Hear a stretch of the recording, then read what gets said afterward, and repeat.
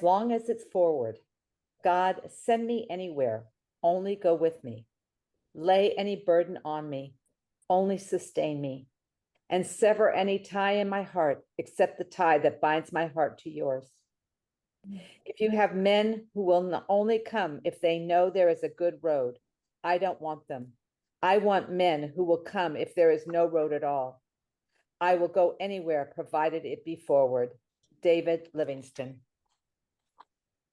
Okay, thank you so much. Welcome everyone to Gems from the Wisdom Tradition Conversation Circle that sponsored by Stella Moving Center. This year with the theme in our almanac being irreversibility, ties to the stars. And so that's where this phrase, as long as it's forward, ties in. And we are going to be taking up a story today that has to do with someone who, in order to move forward, has to do so by facing his shadow. And that, in fact, is our theme for this week, is facing our shadow. And we have someone who has spoken in the past from the literary tradition. It's something that she seems to be greatly committed to, has studied, I think, as long as she's been able to read, probably. And her name is Robin Shepherd. She's a yoga teacher at Stella Moving Center, and also someone who's in training to become a trainer at the Academy of Mindful Movement. And so, Robin, we'd love to hear about this idea of facing our shadow, if you would, please. No, it's great. And thank you so much for having me back. Every time Renee asks me if I want to come talk about a book, I like, sign me up. So I'm the product of I'm an only child as well as an early divorce. And so I was a little bit, I wouldn't say I had a lonely childhood because I had books, but I was a pretty precocious reader. And so I've read far and wide and reread a lot of stories, and that's sort of been my touchstone through my childhood. And so the book today is called A Wizard of Earthsea by Ursula K. Le Guin, and it was a very formative book for me. I must have read it for the first time in elementary school, and then probably 5 or 6 times over. Do you have anyone? Are any of you rereaders? Outside of it? Yeah, I mean, you get something different every single time you pick it back up. And so this last time I read it on audiobook, but I got a different sensation of it, especially through the lens of facing our shadow. Who has read and remembers A Wizard of Earthsea? Anybody? Bob, how did you feel about it? What do you remember of it?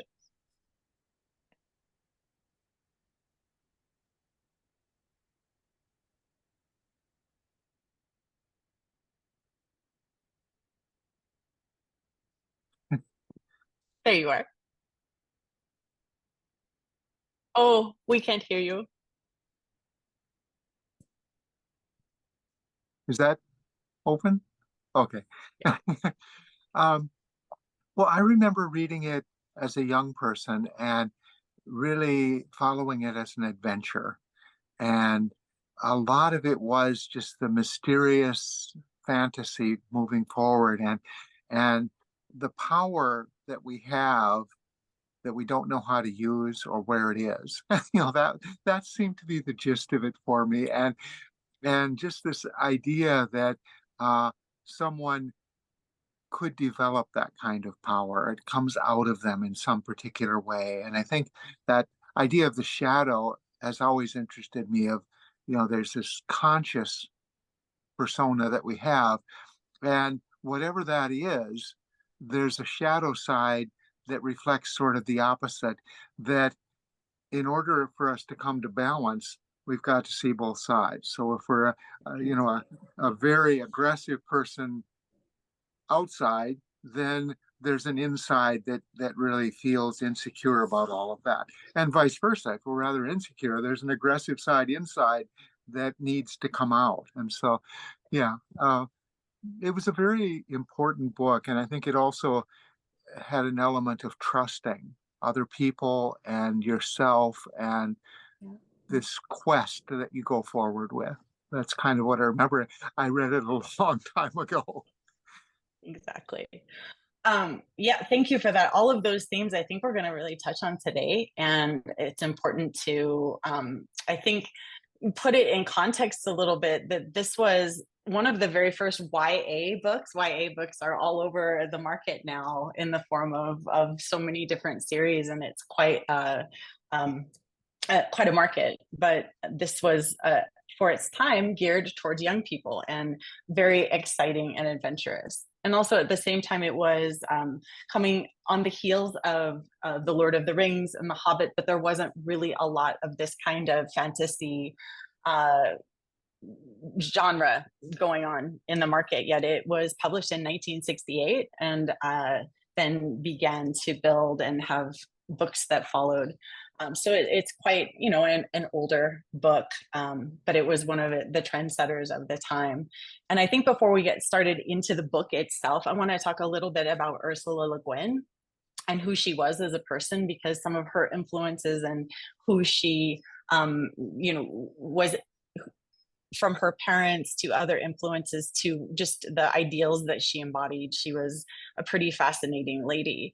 She was born to anthropologists, and her father was someone who was very hands-on and took the family a lot around with his work. And then her mother even was an anthropologist, but even became a psychologist. And so I think what you find are there's three certain influences that she's had that you can see in the books that she wrote. One is, of course, anthropology, and her world building is a little bit different.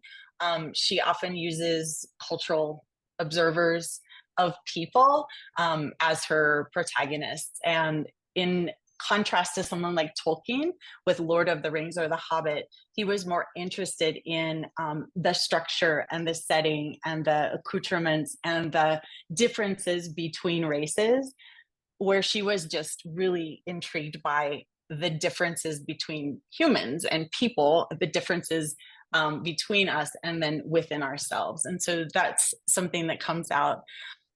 She was, as I was delving in, getting a little bit more information about her, she was also a bit ahead of her time as far as depicting people of color in science fiction. That really also wasn't happening at the time. And there are a couple of quotes that I wanted to bring out just because I think it's extraordinary for her to put it in this context. This is her saying, as an anthropologist's daughter, I am intensely conscious of the risk of cultural or ethnic imperialism. A white writer speaking for non-white people, co-opting their voice. It's an act of extreme arrogance. In a totally invented fantasy world or a far future scientific setting, in the rainbow world we can imagine, this risk is mitigated. That's the beauty of science fiction and fantasy, the freedom of invention.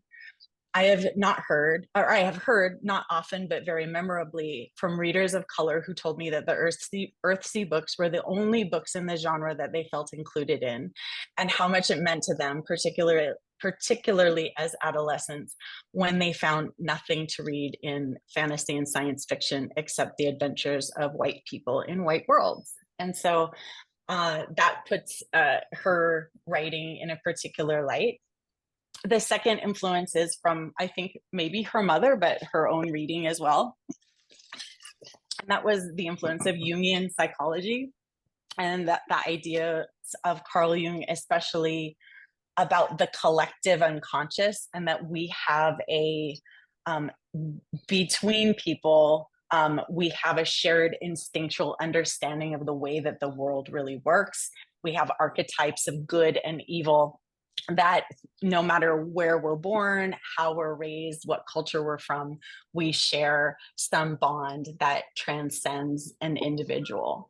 And so those are some interesting things as well. And then the last thing is Taoism. And you can sense that Taoism for her was one of her strongest influences. And this book in particular, and a lot of her others, are about balance and equilibrium and how delicate our balance is. Bob just spoke to that a little bit, about holding the balance between the different parts of yourself and the ways that you move about in the world. And I really loved what she said. I'm interested in the Tao and I have to study it more. But she said that Taoism gave her a handle on how to look at life when she was a teenager. And I just love that idea of a handle for the cup of everything that you pour into your brain, that sometimes you need a handle for the cup in order to make sense of it. And so with that in mind, I want to do just a quick summary. Renee, do you want me to read the passage, or should I do just like a 5-minute summary of the book? What do you think? Probably the summary, I think, just give us a I think context. so. And then I wanted to also treat it a bit like a book club, where with these contexts, and I know you haven't read the book necessarily, but I can give you some context, and then maybe we can have some questions that follow along through the story as well. So Wizard of Earthsea takes place in a fantasy land. It's an archipelago of many, many islands. And interestingly enough, there are two ethnicities of people in this this archipelago world. The Hardic people, who are dark of skin and dark of hair, and magic is very much alive in their communities, in that most people have some degree of magical ability, some to a greater or lesser degree, and then some can actually channel their magic to become great wizards. And then there's the Kargish people, and they're fair-haired, fair-skinned, despise magic, and are a bit more, I would say, like Viking-esque in their demeanor, a bit more adventurous, conquering, and in conflict with the Hardic people. And there's dragons in this world, which is amazing, because we all love dragons. And so it's pre-industrial. People are, it's in a, I would say, akin to like the 800s through the 1100s of our own time. And so the book follows a little boy named Dooney, as he's born into a kind of a farming community called Gaunt. His mother dies in childbirth. He's raised by his blacksmith father, who doesn't really have a lot of compassion or parenting in his system. And so he basically disregards him as a person unless he's able to provide work. So not a lot of kind words or guidance. His aunt was, I guess, what you would call a witch in a neighboring village. And she saw in Dooney a little bit of magic, and she saw a little bit of potential, and so she tried to, in her own way, teach him what she could. But he really grew up wild and not with a lot of direction, and not understanding the power that he did have within him, other than by accident. And so one day, when he was nearing his maturity as a teenager, his people, his island of Gaunt, was invaded by the Kargish people. And through his mistaken but also like gathering power, he was able to weave a mist that confounded the invaders and made it so that they couldn't find their village, and made it so that they actually ended up perishing. Some fell off cliffs, some were trapped in a sea of mist and could be killed, some just got scared and fled. And so his power, even though it really wasn't harnessed or purposeful, was exposed and definitely celebrated. But people were also a little scared of him. and so this brought to the attention, or he was brought to the attention through this act of a wizard named Ojayan, who was kind of a local wizard on his in his part of the archipelago. And Ojayan was someone who came and was the first person to take him under wing and gave him a place to stay and said, I will teach you all that I have to offer. But he was an ascetic. He was someone who was very simple. He didn't crave anything but a roof over his head and to walk in nature and to learn everything he could about everything. And so to a teenage boy, he was really boring, and he wasn't doing anything flashy, and he wasn't teaching him any magic. And so he quickly became disenchanted with him. And so as he became more aware of his skills, he started to want more. And it eventually led to him leaving Gaunt's and going to the first wizard school, which was called Roke Island. And definitely J.K. Rowling owes quite a bit of debt to Ursula Le Guin for a lot of her ideas. So Roke was the first wizard school, and he was able to enter, and he was able to start to find his way, but coming from such a wild and I guess, without boundaries, without direction, a directionless upbringing, he struggled to find his place in this school for people who wanted to eventually become great wizards. On Roke Island, he met people who were became his best friends and became his worst enemies. And so he met someone named Vetch, who became a lifelong friend. He also met someone named Jasper, who became a nemesis to him because he was cultured and a rule follower and a bit more egalitarian versus being a farmer. And they, from the very beginning, had quite a rivalry. And so in the way that I think young people are,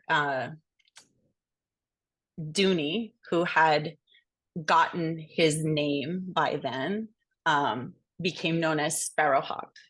And in this world of Earthsea, you can work magic on things and people and everything around you, all matter, by knowing the thing's true name. And so when you mature, you get both your use name, which in his case was Sparrowhawk, and his true name, which wasn't shared with anybody, because it would allow a sense of control, and that his name was Ged. And so from here, I think I'll refer to him by his true name, Ged, even though no one else really was doing that at the time. And so they do that in the story as well.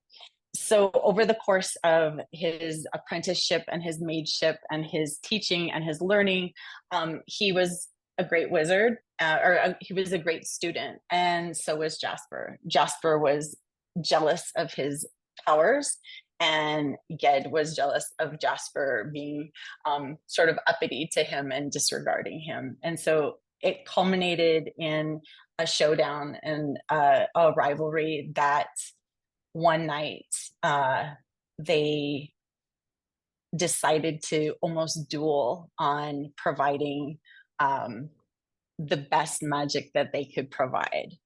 And Ged was goaded into doing something called summoning a spell of the dead, which was something he knew he could do because he had the power within him, but something he knew nothing about. And that was the passage that I sent, if you read it. He did it, and he was able to summon this great power from within the earth and without, to summon a long dead spirit, which was very powerful magic. But at the same time, he ripped a bit of the fabric of what holds the world and the underworld separate, and a shadow popped through. And this was really the embodiment of a lot of the things that were wrong with him, his arrogance, his insecurity, his ignorance, and just his shiftlessness on a lot of things. And it attacked him and almost killed him. On Roke, the archmage and the wizards there were able to drive the shadow away.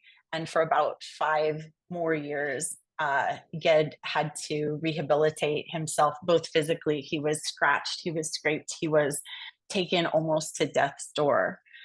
And finally, when he recovered, he was still an excellent student. He still was able to harness great power, but he was also humbled, and he learned a lot from the experience. So almost the direct opposite. He became hesitant. He became very careful. He became a person to seek all the knowledge before he would even act. And so, there's a bit of a silver lining.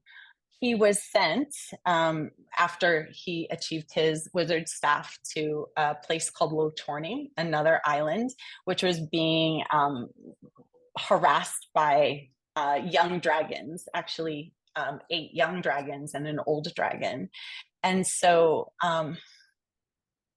he approached this as a very humble person, as someone who wasn't seeking any kind of glory. He wasn't seeking any kind of accolades. He just wanted to hunker down and be a good wizard to the villagers that were there. And he did that and established some close relationships. He tried to save the son of a very good friend who had fallen ill with fever. And in doing so and trying to bring the little boy back, he went a little too far again into the fabric of the reality that, our reality and the underworld reality. And the shadow was again waiting for him there. And so from that point on, he knew that the shadow was going to try to take him over and become, use his body and use his power for great, great evil. And so this was something that was literally and figuratively always behind him, looming behind his back.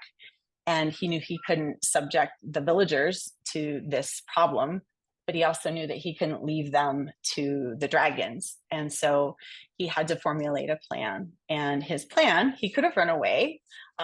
He could have stayed and let the shadow come, but he had the bravery and the integrity to go out and face the dragons straight away. And through a series of exciting and kind of interesting intrigues, he was able to defeat the young dragons through magic, and he was able to defeat the old dragon through knowing his true name.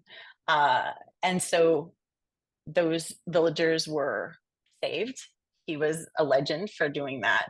And then he could go and pursue the shadow, or the shadow could pursue him, or he could run away to find a place where the shadow wouldn't bother anyone else. And so he tried to go back to Rope, but they wouldn't accept him because the shadow was looming so large in his background. And through a series of other ways and places, he had trials and tribulations with the shadow, with other people trying to use his power, and he learned a lot of different things on the way, to the point where he finally went back to where he came from, which was Gaunt, and to Ojian. And the wizards who he'd consulted about the shadow said that the shadow couldn't be named, and there was no real way to figure out how to defeat it. But Ojian said, instead of running away from the shadow, you need to run towards the shadow, and you need to be the one to pursue it. And once he did that, once he pursued the shadow almost to the ends of the earth, the shadow ran away. And in the end, Ged was able to confront and defeat the shadow by saying the shadow's true name. And surprisingly or unsurprisingly, the true name of the shadow was good. It was himself. And so that integration and that acceptance and that acknowledgement of all of the different sides of him made the difference. And he was able to become whole and become the wizard that he was truly meant to be, and the wizard that everyone else thought he was as well. And so very interesting story, especially about true names, and especially about I think just the very personal nature with which he was able to go about his journey. And so I think that what I'd like to do would be this. So kind of giving you this little bit of a teaser on what the book is about. And so, like, the shadow in this story was really dead some of all of his shortcomings, you know, insecurity, arrogance, ignorance, hubris. It manifested into physical form. And that's kind of a terrifying idea. And so I wanted for us, just for a minute, if it feels comfortable to you, to consider we all have the shadow side. We all have the things that are unacceptable to us.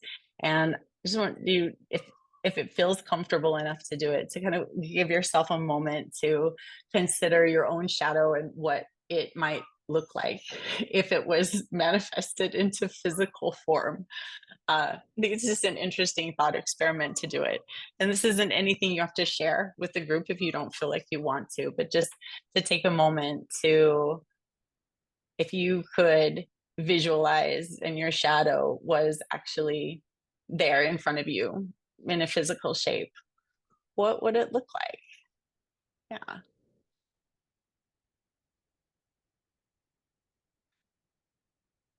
And then from there, I think the first question to open up for discussion, I'll put it in the chat as well, if I can. Yeah.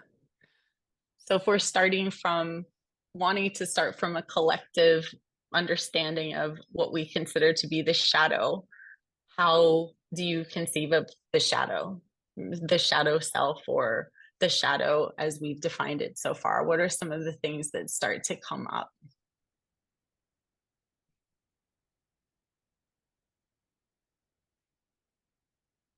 Diana? For me, the shadow are those parts that we do not want to own. And they could actually be negative. They could be parts that we don't like. But many times the shadow is the golden shadow, the parts that we don't want to own that are the good parts. It's easier to, many people are more critical of themselves and can own that part, but they're who they are with light or greatness or love is harder to let in because they're afraid, or they don't know if they should, or it's too vulnerable. And so for me, the shadow is both those which are difficult to face. It's all difficult to face, but it's just not the negative. It's also the positive that we haven't owned. So that's for me, the shadow in our unconscious mind, a subconscious mind that we're not aware of, that we're trying to learn about and incorporate into who we are by adding more light to it so that we can see what parts are we really not looking at. It's so true. You know, a lot of times we don't want to shine too brightly, and that is something that is a barrier. It isn't only the negative. There are these aspects of ourselves that we're just a little scared to share, or a lot scared to share. It's a really good point. Unsurprisingly, the person who popularized this idea of the shadow self and brought it into popular culture was Carl Jung. And so back to this Jungian idea of the shadow self, and how it's very important to face and fully integrate yourself in order to, you know, be truly whole and to be fully human, I guess. And so what about other folks? What do you think about the shadow? Maybe it's too personal. I'm actually really fascinated by that idea that those golden aspects of ourselves could be something that we don't want to own. And so I'd love for you to explore that with a little bit, with us a little bit, Diana. I'm wondering whether it has something to do with if we acknowledge this part of ourselves that's very, very powerful. Does that make us have a sense of responsibility that we're not willing to perhaps accept? Well, for me, the shadow is either in past lives or this life, it hasn't been safe to shine. That if we shined, we would get killed, or we were expected to fix everybody, or we're expected to do something. So in one way, fear of being all of who we are or letting people know comes from being told that we shouldn't do that. And as women, as healers or as shamans in previous lives, for me, it's like saying that's not a safe thing to do. And the other part of that is that, yes, you're right. If we own who we are and we're able to let our light shine, what do we do with it?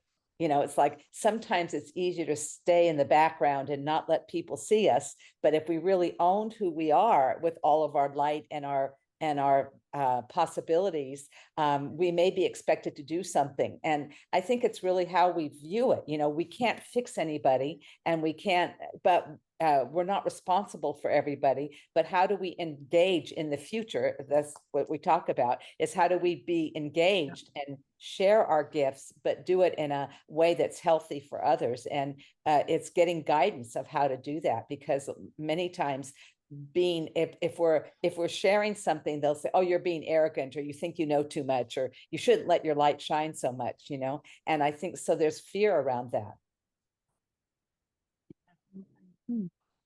Thank you so much. And just to wrap up this thought, there's also the significant idea about our shadow self.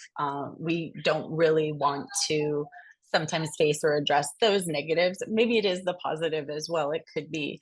And so what we tend to do is we tend to notice those things in other people. And so the things that bother you about others or that you really admire about others, that generally is a bit of a reflection on something that's going on with your own shadow self. We tend to project as individuals and even as a culture, the things that really get under our skin are usually the things that we need to maybe have a chance to examine in the mirror a little bit more. Well, I think you're right, because the negative parts of shadow, we don't see ourselves that way. And to really admit that all the things that other people feel, we feel. And if we really admit that we are angry and hatred and judgmental, then we need to address those and say, that is true for me. It's true for others. And as you said, we can judge others, but what we judge others for is usually parts of ourselves that we don't want to own. So both are really important. True. Yes, Bob. I think, it's interesting. We have a natural tendency to see the shadow as this bad thing, and so the good and bad. But Jung pointed out that essentially there's opposition. We have feelings, which Diane talked about, and feelings, some people are very comfortable with them. And that's a way of going out of the world. On the other hand, you can go very inward and be very intuitive. And so if you're a feeling person, that intuitive thing seems dangerous and spooky and such. And yet at the same time, if you're a very intuitive thing, then those emotions become the negative side that overwhelms you. And similarly, if you're a very rational person, that tends to be where I live. So in that area, that's a way of organizing everything, doing everything. And then you ignore the more intuitive side, the other source coming not from putting it all together, but of allowing it to emerge. And to somewhat, those forces are really what Jung called, we need balance, we need harmony, we need to find the center where our shadow side and our other side kind of come together, because too much feeling ignores another potentiality. In reality, those four are all naturally part of us. And obviously, none of us feel, I think, comfortable that we are good in all of those areas. You know, we sort of define our personality, and here we are. You can take tests and you can see where you are. And even extrovert, introvert, you know, all of those ways of organizing the opposition. But as you said, Taoism is really about how do you take the yin and the yang elements of all those forces and somehow bring them together, even as they're being operating. So I find that, you know, the interesting part of it is that, and it's obvious, as you said, the real name of the shadow is yourself. And the real name of yourself is your shadow, is your anima or your animus. Yeah. So even male and female, you mentioned those three aspects, but another thing Ursula Le Guin was famous for was gender. And she had a Yeah. famous book, Yeah. The Left Hand of Darkness, as an Yeah. anthropologist. The left hand of darkness goes to a planet where the race changes sex. So you can have a male who has a memory of being female and giving birth. And so the whole idea of gender explodes, because obviously in our world, I, as a man, can never know certain experiences of being a woman and vice versa. But in that particular possibility, as an anthropologist, she's observing, what would your mind be like if really, as a male, you had a memory of being female and giving birth? How would that affect the way you think about the world? So, and that's part of that thing of balance too, really. Even if you are physically masculine, Yeah.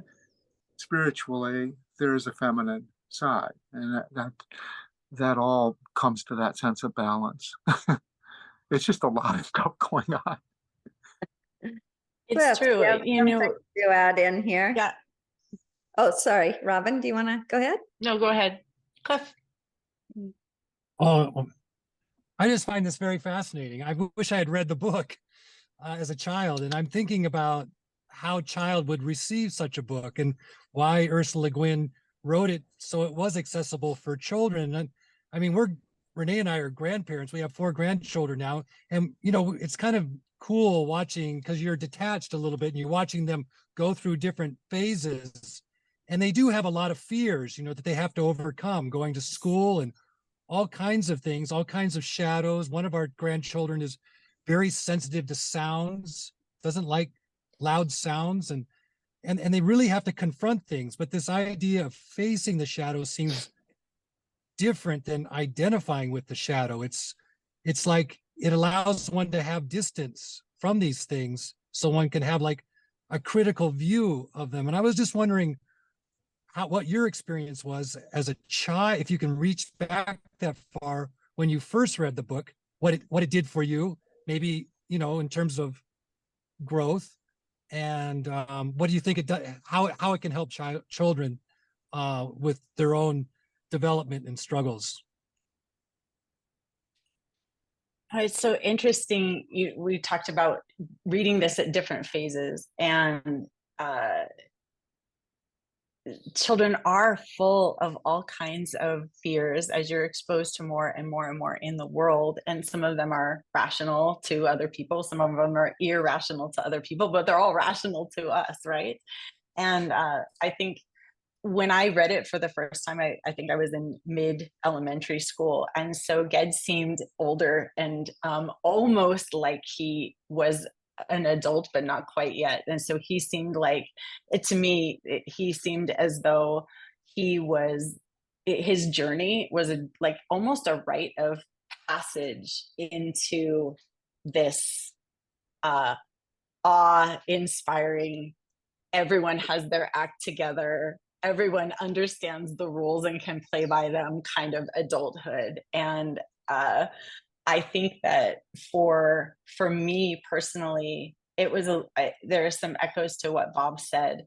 What the book did for me was to allow me to be okay with conceiving that I also have power in myself. that as a girl, that's actually a huge hurdle more in the time that I grew up. So actually having power and being able to consider the idea of using it, and then the next phase of how to use it and how to interact with people, as a parable of humanity and morality, and not morality, but more how you treat other people. It was such a stark example of the benefits of being humble, the benefits of listening more than you speak, the benefits of knowledge and gaining as much knowledge as you can, in order to go out into the world. And so I don't know if that answers your question, but yeah, I think the more we can allow people to feel as though they have enough within themselves to go out into the world, that is something that can counteract a lot of the fears. And that's hard. It's a tall order. It's a deep kind of esteem thing, to help to build into people. Yeah. This actually, though, leads into kind of a next question that I thought was interesting. And I put in the chat Ursula Le Guin's website. There's a lot of information and background about Earthsea. She ended up writing 6 books in this world, in this archipelago, and all of them are fascinating. And to Bob's point, she wrote widely about many other things as well. And then I also gave you, in case you just want to pick up the book, it's only like 300 some pages. It's a little shorty. You can just go into the Internet Archive, which I did, and you can read the actual book, the actual words. Yeah, you go for like the vintage side of it if you don't want to have to pay for it. The next thing I wanted to talk about was, as we explore this context of the shadow, Cliff, what you were just saying about nurture and about how we're coming up in the world in the context of nature versus nurture. How does nurture, or the lack thereof, play a role in how we conceive of ourselves and the development of the shadow? That's a very interesting question. And also, to the point of, how does nurture contribute to, or nature, not nurture, but nature, how does it contribute to it? We have concepts in various religious traditions about original sin, and about collective unconscious, and about different things that transcend our just being individuals, and the way that we're raised, and the way that we're influenced to these instinctual things that we might have as part of a broader human being. So I wanted to ask about that. Does that provoke anything in your does that provoke anything from this nature and nurture side about how those two things might play into the development of our shadow?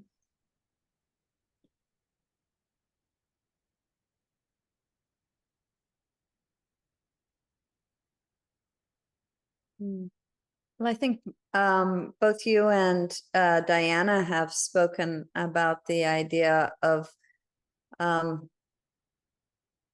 either not realizing that one has power within oneself, or realizing it and being afraid to exercise it. And anytime that kind of fear is instilled from without, I think that that's an unfortunate dampening, as opposed to the idea of, with a child, if we go back to what Cliff was talking about, helping a child to see and recognize what their actual strengths are as human beings, that help them see them, to recognize both the the benefits that can come from those strengths, and also the dangers that could come. Let's say that even that a little simple example, somebody who's extremely strong physically, you know, they have to be taught how to act gently in the world, not to do the bull in the china shop kind of thing. That's a very, very simple example. But then there are strengths that we're talking about that could really have a huge impact on deeper planes. And how do we use those kind of strengths? How do we cultivate them? But then what is the purpose that we have them for? And it seemed like a really important, perhaps, turning point in the book. From the I did read the cliff notes before coming to remind myself of some of the details. And when he's already released the shadow, he's finally, you know, become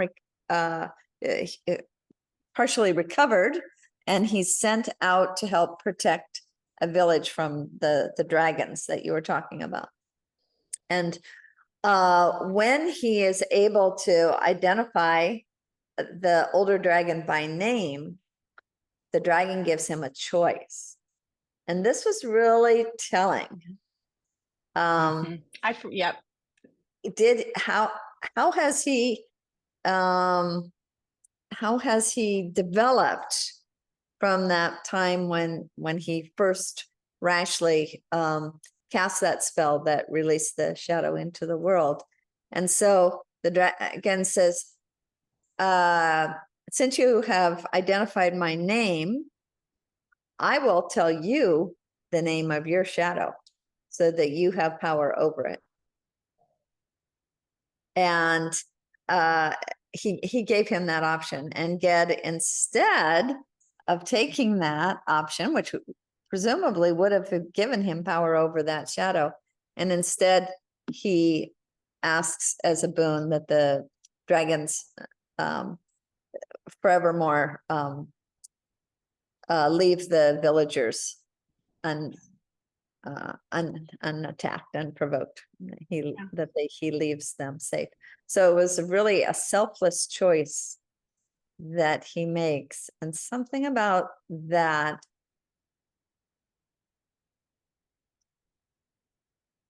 is like it goes beyond nature or nurture.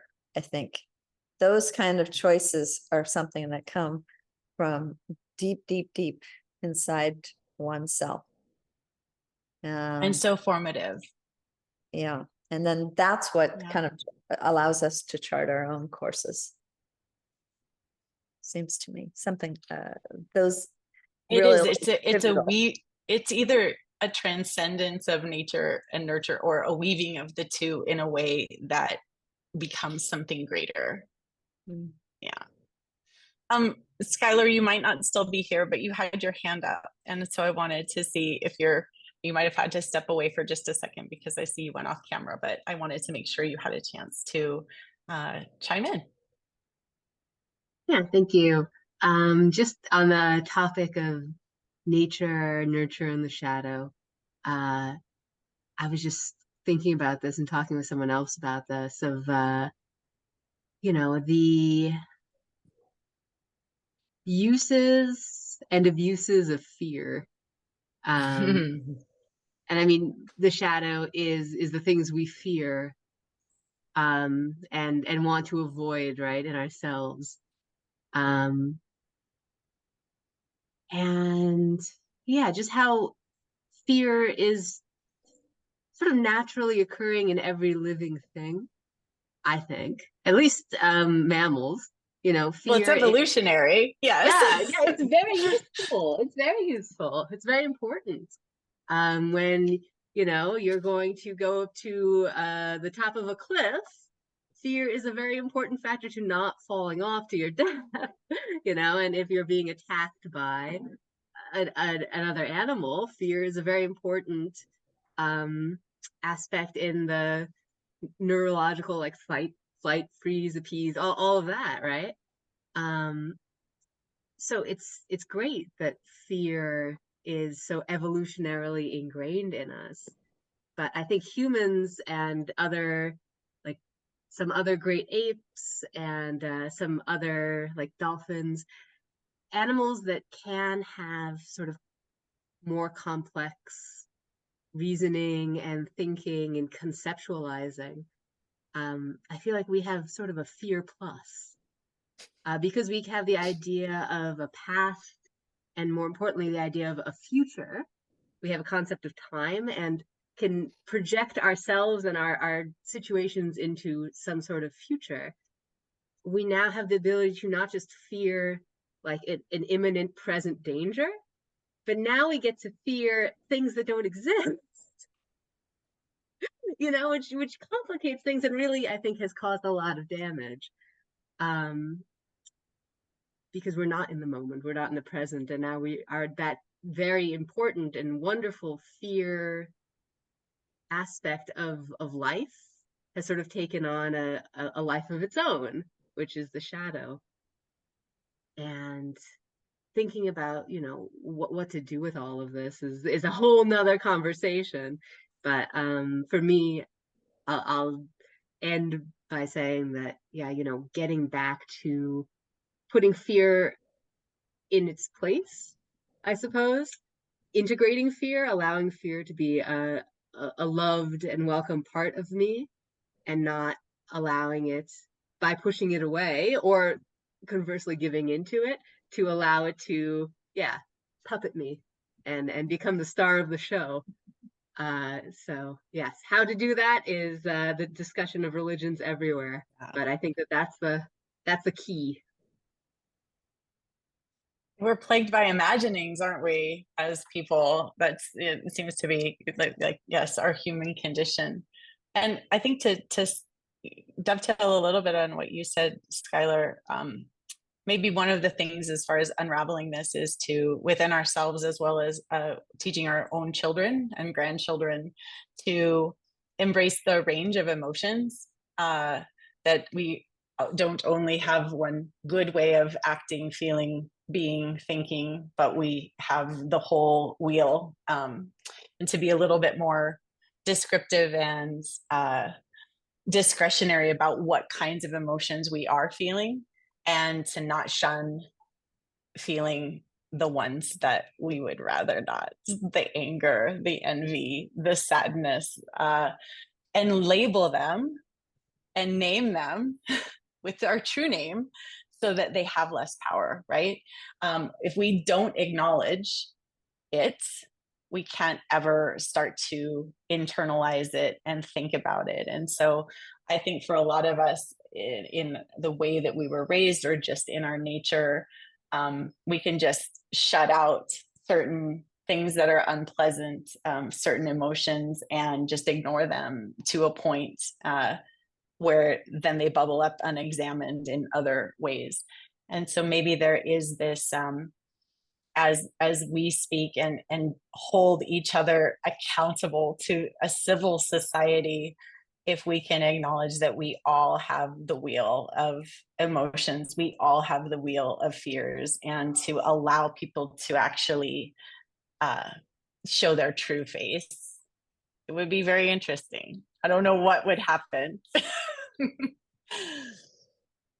Yeah. So one more thing for us to talk about, maybe, and then we can wrap it up. I'm just trying to think of that's a good one too. Okay, so yeah, we've talked a bit about this. Okay, so it feels like we really talked a lot about the evolution and how facing your own shadow and coming to terms with it can be beneficial and also be the force for good, like Diana was saying. But this is kind of thinking about this one.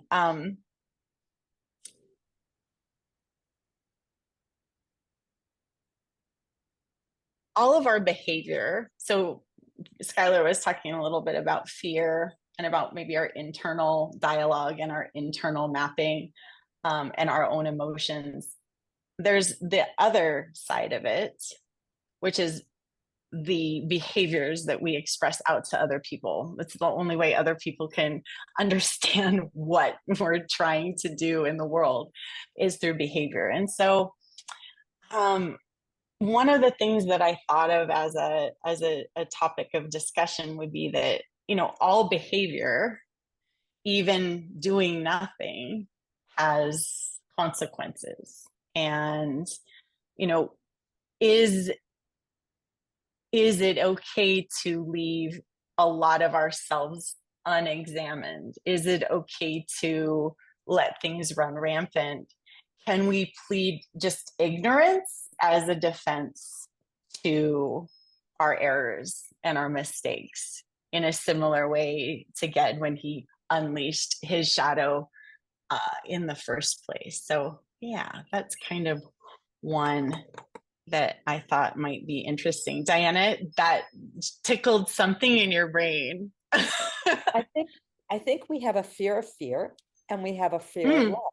And if we don't own our fears and do our self-examination, it gets projected out into the other world, into the world. Our fear of those parts of ourselves which we're not willing to own, we project out to someone else and make them bad and wrong. And so I think that examination of what you're talking about is really loving all parts of ourselves and being willing to examine, instead of they're bad, they're wrong, their judgment is, what is that in me is that I'm not willing to own. So I think fear and fear of love are really important to examine, because so we don't project them out into the world. And that's how we have more love in the world, when we're not projecting all of our emotions onto everyone else.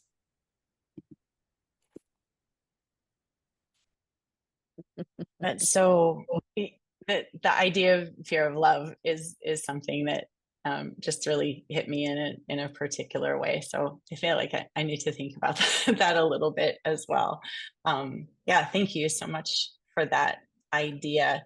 And again, a lot of our behavior, just to your point, our behavior is a projection sometimes of our own insecurities and our own fears, as well as reactions to other people projecting their stuff onto us.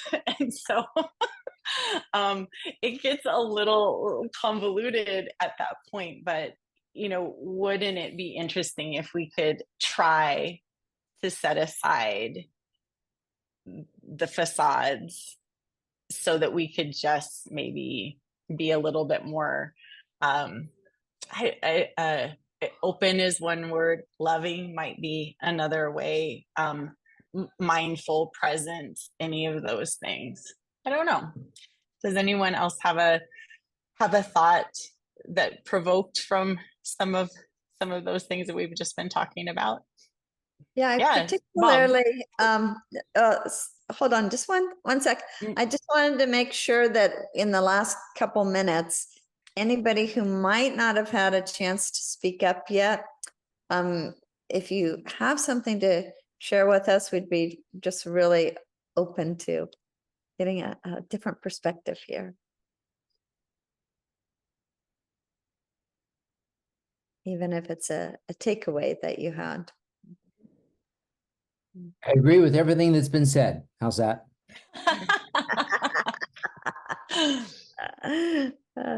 Bob, why don't you go ahead, and then I will I'll let us know what we're going to be studying over the next couple weeks, and also ask for a vote of thanks for Robin. So go ahead, please, Bob. I just wanted to say, as we were speaking there, it seemed that also a sense of tolerance. If we look at nature, nurture, I think one aspect of nurture is being tolerant to that there are, in terms of education, it would be multiple intelligences. In other words, some people are more like our shadow, and they learn in different ways. They're more emotional than we are, or they're more rational, they're more intuitive. And so being open to other ways of being, that there are different ways of being intelligent. And the flip side of that, I think, for me would be what are the sides of my shadow that I need to educate? In other words, I know my persona is strong in certain areas, but how do I open up to, say, the more like sensation of going Mm. and loving nature and being more of that? In other words, that's remedial in me, that's shadow like in me. So I need to bring it out and figure out a way to be more intuitive since I'm so rational, that kind of thing. So it's both respecting other people that, wow, they actually learn differently than me. And I've seen this. I mean, some people, they love to perform, whereas another person loves to do something else. And if you could teach them differently, if you make them do the same thing, some will fail, some will succeed. Mm. You let them learn in their way somehow. There's a different, the multiple intelligence idea is really a rich one in that way. Yeah. But I love that. Thank you so much. Well, I do want to, before we wrap up, probably, I think, Robin, you have some final thing you want to say, so I'm going to let you. Oh, no, I mean, it's fine. I just wanted to make sure, did anyone have anything else that they wanted to jump in on? Right there. Okay, just making, oh, I thought so. Yeah. This is actually really interesting because right before we started the conversation, I was telling Robin, I'm so excited for this conversation because yesterday, a couple of days ago, I saw an Instagram post about shadowing and facing our shadow. It really triggered me. I was like, I don't want to face my shadow. I just want light and love. Don't need to think about all the negative and things like that. And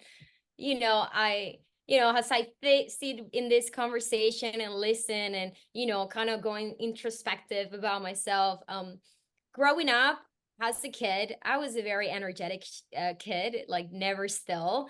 And to be able to do anything, my parents almost have to scare me. Like, if you don't do this, you're gonna be punished, or like if you don't go to sleep on time. There was a ghost under my bed called a coco, so a coco will come out and it would not be a good experience. So I grew up years and years of like, okay, if I don't go sleep on time, a coco is gonna come up.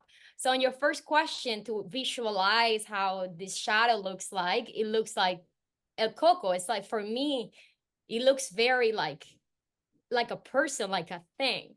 And yeah, just growing up and realizing that I need to face that shadow.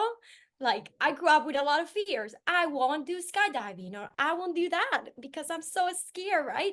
Even for the government in Cuba, there is a lot of fear. You can't say you dream of traveling the world because the government is going to come and take you. Yeah. And then I come to the US and I found myself struggling so much to move forward, to make things happen. And one day I heard this quote from the movie The Pursuit of Happiness it was Will Smith, that says, everything you want is in the other side of fear. And it just really stayed with me, like it really stayed with me. And I was like so tired of just being so fearful and things not working out. And I said, like, okay, maybe I just need to face everything that I'm scared of and just walk right through it. And, even if it terrifies me. And since that day, that's what I started doing. And things just suddenly became better. And I went through a lot of scary situations and I just walked myself through that quote. Everything you want is in the other side of fear.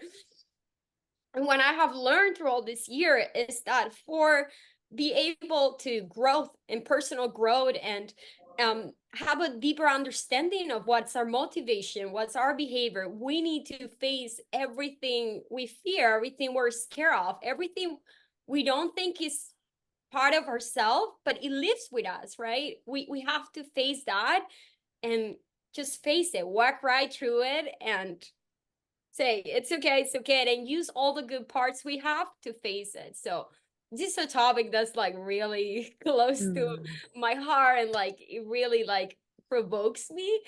I was not talking at the beginning because it's kind of like very personal to let it all out, but I just felt Sure.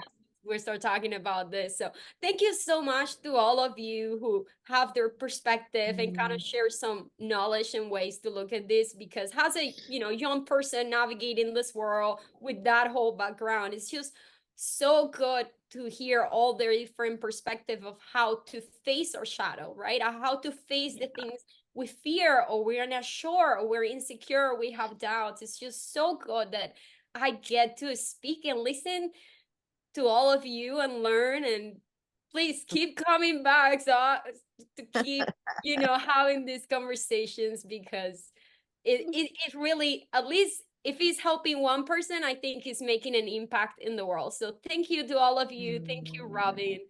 I guess this is my vote of thanks. And yeah, thank you. Thank you to each one of you, because to hear all the different perspective and all the different ways in which this shows in life is just so like, okay, this makes sense, this is it, this is the right path, or like this quote is right, I mean, in the way. So thank you so much. Thank you. Well, Robin, I don't think you could have gotten a better vote of thanks than that. Yeah, wonderful. Yeah, thank you so much as well. Well and done. Thank you so much for sharing. Yeah. Anytime we get a rousing conversation and comments that really go deep to the heart, to the spirit, I think that means that the presenter has gotten us onto the right track. So thank you so much, Robin. Beautifully done. Our topic for next week is the zodiac, and the one for the week after that is, what does the soul need for its evolution? What does the soul need for its evolution? Which I think is it's good that we've had today's topic of conversation in preparation for the week after next. And I'm just fascinated to find out who's going to speak for us next week about the zodiac. They haven't presented themselves as of yet. If anybody has a suggestion, I'm very open. And in any case, like Sharoni said, very much look forward to seeing you all next week. Thank you so much. And thank you particularly to Robin. Aloha. Thank you. Sharona, do you want to stay on for just a minute? Renee, do you want to stay on for just a minute as well? Hey, Z. Okay. Thank you, Robin. Thank you, everyone. Bye. Thank you so much. Nice to see you, Adela, in the background. Yeah. Thank you, Doris. Thank you. Oh. Yeah. Sharona, thank you so much for sharing. I could see the thank you, Doris. Yes. Hi, Mark. Sorry, you think, Kenta guys, they don't need too much, attending to. But of course, the phone rings and things happen, and the laundry needs to get folded and this whole thing. So yeah, it's a lot busier, even with nothing happening. There's like so much to do. So I'm like, there's something always happening. I know. I didn't want to be a distraction, like folding sheets and doing stuff like that. So I was listening, but I wish I had read the book. And then the phone call came when you were explaining it. So by the time I came back, I'm like, I don't know what's going on. But Sharona, your comment at the end just really was very touching. So, it just kind of reminded me of why, at least for the present moment, to live in the United States, what a privilege it is, that you sort of forget these, communist regimes that, it's just really not the way to go. So thank you for that reminder more than anything, You. And great job on the that article about the angstroms. That was thank you. a great article. I learned so much about them, and I was hoping to see them yesterday. They didn't come, but anyway, great job on that. Yeah, thank you. Learning all for Renee. She's teaching all of you. I wanted to also just point out specifically, you did overcome a fear to speak in Gems. And I watched you. I watched your face, and I watched that you took your mute off, and I watched this, and I'm so happy that it is a fear. I was terrified to speak in Gems the first time that I came on for a discussion. And sometimes you have to have somebody draw you out, but what an overcoming of a fear right there, in that moment. You're just embodying it. And so you have echoes of fears that they're deep inside. And I think that they're there is, like I said in the class in yoga today, awareness and knowing they're there is like 90% of it. The rest is just making action. So thank you so much. You're very touching today. And I'm so happy that you spoke. Thank you for this conversations, Renee. And thank you, Robin, for, opening and the presentation. And, in a way, all this conversation made me feel comfortable enough to kind of face that fear. I'm like, okay, I'm going to talk about this. A lot of the times I just talk a lot and I do a lot of things and I put on this mask. Like, it's no fear. There is no nothing, but there is a lot of fear and there is a lot of things to face, and, talking about facing them and how we do it. And it really helps. So thank you. Yeah. Don't worry. I felt like totally like an idiot for like 90% of this presentation. I mean, I said, wow, today I have nothing to contribute. I mean, not having read the book, I hadn't even heard of that title. I thought I knew most of Le Guin's works. I never even heard of it. And I guess it was published when I was about 4 years old, And so it would have been available to me in my library, but I don't recall it. And then, like I said, got pulled away to answer a phone call. And I had to answer, blah, blah, blah, do some research and answer that, the customer. So by the time I come back, I'm like, I don't know what's going on. So, but well, listen to it on audio. Yeah. Yeah. Anyway, gotta run, but thank you so much. Nice to see you. Thank you, Mark. Yes. Bye. Jonathan. Hey, we have we're just wrapping up.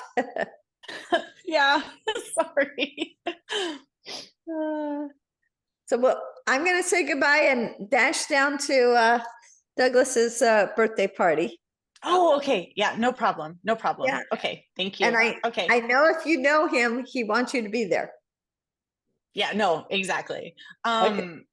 Yes. Okay, perfect.